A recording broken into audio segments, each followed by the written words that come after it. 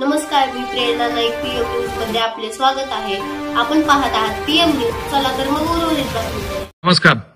सिकंदर शेख हा महाराष्ट्र केसरी रुस्तम हिंद असलेला पैलवान, महाराष्ट्राचा स्वाभिमान, महाराष्ट्राचा अभिमान, हा सिकंदर शेख आणि मी एका गल्लीत एका गावात राहिलेलो आहोत. त्याच्या पूर्ण कुटुंबाला मी स्वतः व्यक्तिशः ओळखतो. पूर्ण मोहोळ तालुका, सोलापूर जिल्हा त्याच्या कुटुंबाला ओळखतो. हमाली करत आपल्या मुलाला जागतिक दर्जाचा पैलवान बनवलेलं त्याचे वडील आणि आज या महाराष्ट्राचा अभिमान असलेल्या सिकंदर शेखला शस्त्रास्त्र तस्करी प्रकरणात पंजाबच्या पोलिसांनी अटक केली. मुळातच हा विषय संपूर्णपणे संशयास्पद आहे.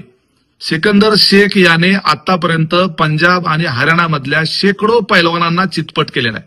पंजाबमध्ये जाऊन पंजाब आणि हरियाणाच्या पैलवानांना धूळ चारणारा हा महाराष्ट्रातला मराठी पैलवान याच्या संदर्भामध्ये आकसाने किंवा द्वेष भावनेतून किंवा भविष्यातल्या स्पर्धेतून बाद करण्याच्या करता हे पैलवान गँगमधून षडयंत्र तर झालं नाही ना, याच्या संदर्भानं खऱ्या अर्थानं तपास केला गेला पाहिजे. शस्त्रास्त्र तस्करी करून 2 रुपये मिळवण्याच्या करता सिकंदर शेखनं हे कृत्य केलं असेल याच्यावर कुठल्याही महाराष्ट्रातल्या जनतेचा विश्वास बसू शकत नाही. कारण सिकंदर शेख साधारणपणे दररोज सरासरी 2 ते 3 कुस्त्या करायचा सीझन मध्ये, कधी कधी 8 कुस्त्या एका दिवसात करायचा आणि 99% कुस्त्या सिकंदर शेख हा जिंकायचा.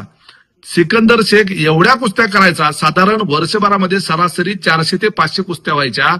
म्हणजे सिकंदर शेखचा वार्षिक इन्कम कुस्त्यांमधून 4 ते 5 कोटी रुपयाचा असायचा.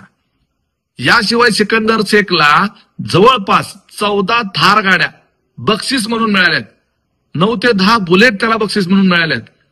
30 ते 40 म्हशी त्याला पंजाबमधून बक्षीस म्हणून मिळाल्यात. इतर बक्षिसं मिळालेली ती वेगळीच.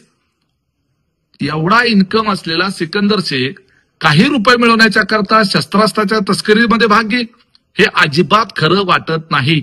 हे मराठी पैलवानाच्या विरोधात पंजाब आणि हरियाणातल्या पैलवानांनी केलेलं षडयंत्र असू शकतं. मी सिकंदर शेखला निर्दोषत्व देत नाही, परंतु या प्रकारामध्ये संशयाला निश्चित अशी जागा आहे. आम्ही सिकंदर शेख यांच्या वडिलांच्या बरोबर चर्चा केली, त्याच्या मित्रांबरोबर चर्चा केली. एवढंच काय, आम्हाला तो लहानपणापासून माहित आहे. त्यामुळे सिकंदर शेखचं कॅरेक्टरच्या बाबतीमध्ये आम्हा सर्वांना त्या संदर्भात माहिती आहे, कारण आम्ही त्याचे शेजारी आहोत, आम्ही त्याच्या गावकरी आहोत. सिकंदर शेख आता या सीझनमध्ये पंजाबमध्ये ज्या खोलीमध्ये भाड्यानं राहत होता तिथं त्याच्याबरोबर आणखी 2-3 जण राहत होते. सीझन संपल्यानंतर सिकंदर शेख हा महाराष्ट्राकडे निघाला असताना त्याचे ते सोबतचे भाडे करून राहणारे जे मित्र खोलीतले होते ते देखील निघाले होते.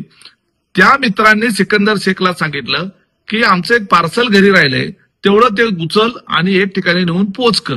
मित्रांच्या सांगण्यावरनं त्यांचं काहीतरी पार्सल आहे म्हणून पोच करायला गेल्यानंतर त्या ठिकाणी तो शस्त्रास्त्र पुरवतोय अशा पद्धतीचं आरोप होऊन त्याला अरेस्ट करण्यात आली, अशी आमची माहिती आहे. सिकंदर शेखला त्या पार्सलमध्ये शस्त्र आहेत या संदर्भातली सुतराम कल्पना नव्हती. अशा पद्धतीची माहिती आमच्या स्तरावरून, त्याच्या कुटुंबाच्या स्तरावरून मिळालेली आहे. हा खरं तर तपास पोलिसांनी करायचा आहे, परंतु माझं महाराष्ट्राच्या मुख्यमंत्र्यांना माझं आवाहन आहे की महाराष्ट्रातला एक गुणी पैलवान ज्याने महाराष्ट्र केसरी ईर्षेवर मिळवली, रुस्तम हिंद झाला, भविष्यात आणखी स्पर्धा तो जिंकून महाराष्ट्राचं नाव मोठं करणार होता, त्या महाराष्ट्राचं भूषण असलेल्या या खेळाडूला पंजाबमधल्या पैलवानांनी किंवा इतर कुणी केलेल्या षडयंत्राचा बळी जाऊ देता कामा नये.